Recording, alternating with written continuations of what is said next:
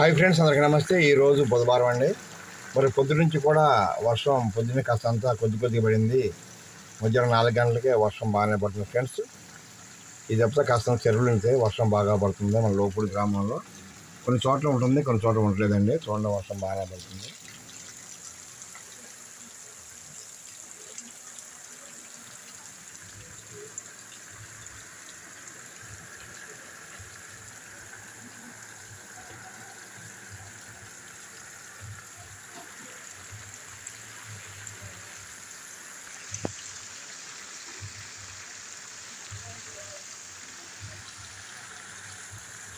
Friends, వర్షం బాగా పడి అలాగే చెరువులను నిడితే మన రైతన్నలకు పంటలు బాగా పండుతాయి.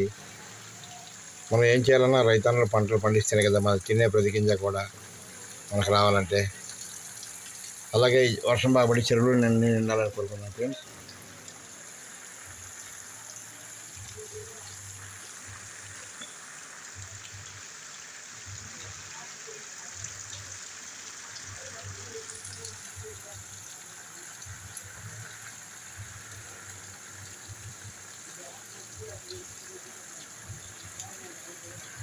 ఓకే ఫ్రెండ్స్, అందరూ జాగ్రత్తగా ఉండండి.